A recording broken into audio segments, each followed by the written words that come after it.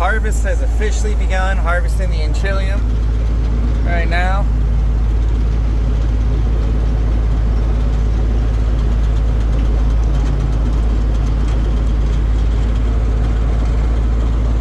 Be a little bit of a learning curve to get this digger to work right.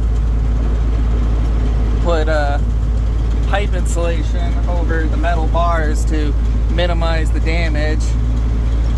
Put a little water on the field.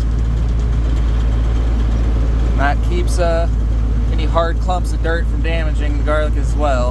Very, very minimal bruising. So these are some of the modifications we made to the digger. Put a coating of Flex Seal over the exposed metal parts to soften the blow a little bit. And then put 1/2-inch pipe insulation, zip tied on every other bar. It reduces the gap to about 1 inch or so on average. That is keeping most of the smaller garlic from dropping through, falling out of the machine. And then it comes down onto this belt, which then moves it out and drops it in a windrow. Still a few more optimizations that need to be done to it. It's a fine line between having this belt go too fast and having it go too slow. If it goes too fast, it tends to throw the garlic a little too much, and it's a little more rough on it. But if you go too slow, it just drops straight down to here, and then it tends to want to fall off down there and not get windrowed. So we have to walk behind the digger and pick up all the garlic that falls down there, so that when we come back down and dig the next row, we're not driving over anything or, you know, losing anything. But overall, this is saved a lot of time and labor. You know, we've gotten about half of the enchilium dug up now.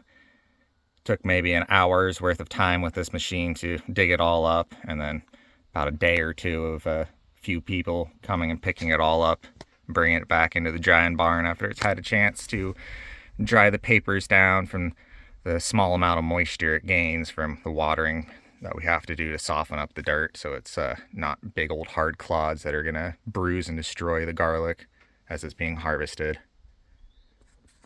Papers have been drying just fine though. No signs of any issues with the small amount of water. It only stays moist for maybe a day or two, and then it comes up out of the ground and then dries very quickly in the sun before it's brought inside. So the digger drops the garlic in windrows like this. Getting pretty minimal damage. Every time I do a run pass through here, I peel a bulb to check for any type of bruising or damage, and there is very, very little, you know, tiny bit on that clove there, but that's about the same amount that we would get in previous years using the ripper and the undercutter. If anything, it's even a little bit less. I'd say it turned out pretty good. Just grabbed this bulb out of this big old pile of dirt clods that unfortunately fell on it, and this is the kind of damage that we are trying to avoid. This bruising is pretty bad on this particular clove where a clod fell on it, and it's kind of hard to finish peeling, even though I got most of it done with one hand. So that's not what we want to see. So down there, all that garlic is in much, much, much better shape. Almost no bruising that I found, and the claws are significantly smaller. This spot was not quite as moist as the rest of the test area that I did. I think I managed to pick up some of the unmoistened dirt, and it definitely does some damage.